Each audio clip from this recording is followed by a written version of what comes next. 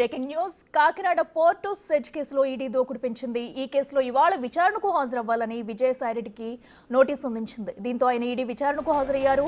Kakinada see port SEZ లో వాటాలకు బలవంతంగా లాగేసుకున్నారనే ఆరోపణలతో కేసు నమోదు చేశారు పోలీసులు నమోదు చేసిన కేసు ఆధారంగా దర్యాప్తు చేసిన ఈడీ మనీ లాండరింగ్ కు పాల్పడినట్లు గుర్తించింది.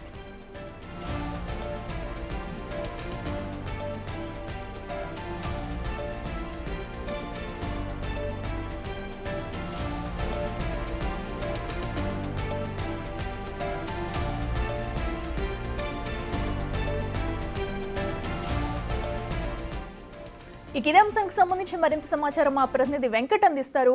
వెంకట్ చెప్తుంది, ఇప్పటికే చూస్తున్నాం కాకినాడ పోర్ట్ అలాగే సెజ్ కేసులో కూడా ఈడీ దూకుని పెంచిన ఘటనలో కూడా మరోపక్క విజయసాయిరెడ్డికి అయితే నోటీసులు అందించింది. విచారణ కూడా ఆయన హాజరైనట్టు కూడా మనకు తెలుస్తుంది. అయితే విచారణలో ఎలాంటి అంశాలను ప్రస్తావించే అవకాశం ఉందంటారు?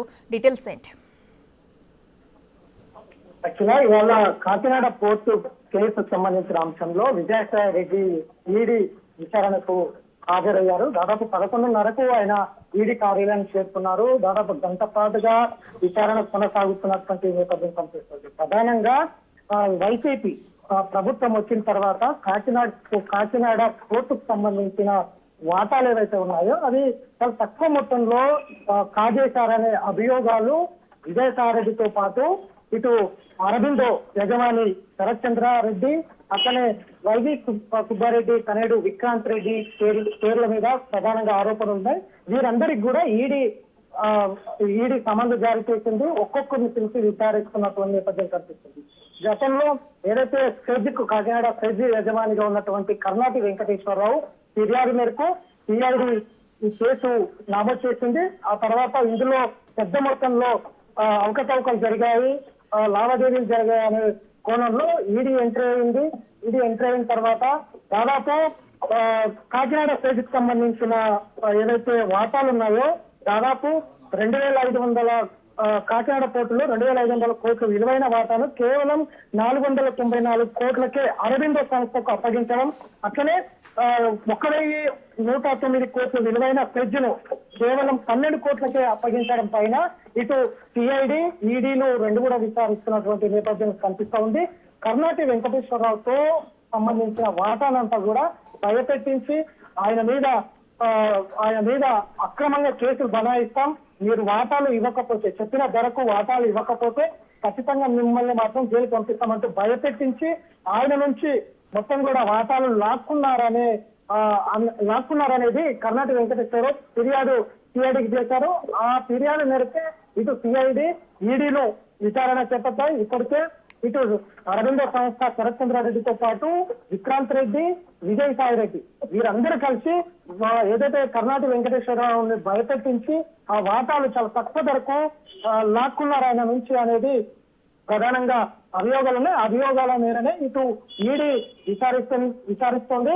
విజయసాయిరెడ్డితో పాటు అటు ఎవరైతే విక్రాంత్ రెడ్డి ఉన్నాడో వైవి సుబ్బారెడ్డి, విక్రాంత్ రెడ్డి, అటు అరబిందో సంస్థ చైర్మన్ గా ఉన్నటువంటి శరత్ చంద్రారెడ్డి, ఈ ముగ్గురికి కూడా లుకౌట్ నోటీసులు కూడా జారీ చేసింది. ఇప్పటికే వీరందరినీ కూడా ఒక్కొక్కరిని పిలిచి విచారిస్తుంది. అసలు ఎందుకు తక్కువ మొత్తంలో ఈ సెజ్కి సంబంధించి కాకినాడ సెజ్ కావచ్చు, పోర్టు కావచ్చు, ఈ రెండుకు సంబంధించిన వాటాలన్నీ కూడా ఎందుకు తక్కువ మొత్తంలో అరబిందో సంస్థకు అప్పచెప్పారు, ఎందుకంటే 2,500 కోట్ల విలువైన వాటాను కేవలం 494 కోట్లకే అరబిందో సంస్థకు ఎందుకు అప్పచెప్పాల్సి వచ్చింది, 1,199 కోట్ల విలువైన సెజ్ను కేవలం 12 కోట్లకు ఎట్లా అప్పచెప్పారు, ఏ విధంగా అప్పచెప్పారు, దాని వెనకాల ఎలాంటి ప్రమేయం ఉంది, ఏ విధమైనటువంటి లాభాలు ఉన్నాయి అనే దాని మీద పూర్తి స్థాయిలో ఈడీ విచారిస్తున్నటువంటి నేపథ్యం అయితే కనిపిస్తుంది. కర్ణాటి వెంకటేశ్వరరావు కూడా ఫిర్యాదు చేసినటువంటి ఏదైతే సిఐడికి ఫిర్యాదు చేసినాడో అందులో ప్రధానంగా వారి ముగ్గురు మీద ఆరోపణలు చేసినటువంటి నేపథ్యం ఉంది. ఖచ్చితంగా కాకినాడ సెజ్ను కొట్టేసేందుకు వైసీపీ ప్రభుత్వం వచ్చిన తర్వాత ఒక తప్పుడు ఆడిట్లను తయారు చేసి తప్పుడుగా నివేదికలు ఇప్పించి కాకినాడ సెజ్ అట్లనే పోర్టుకు సంబంధించిన లావాదేవీలన్నీ కూడా కొట్టేసేందుకు ప్లాన్ చేశారనేది ప్రధానంగా అభియోగాలు ఉన్నాయి. కాబట్టి ఇటు ఈడీ ఎంటర్ అయిన తర్వాత పూర్తి స్థాయిలో విచారణ చేపడుతున్న నేపథ్యం ఉంది. గతంలో కూడా విజయసాయిరెడ్డికి నోటీసులు ఇచ్చినప్పటికీ పార్లమెంట్ సమావేశాలు ఉన్నాయని ఆయన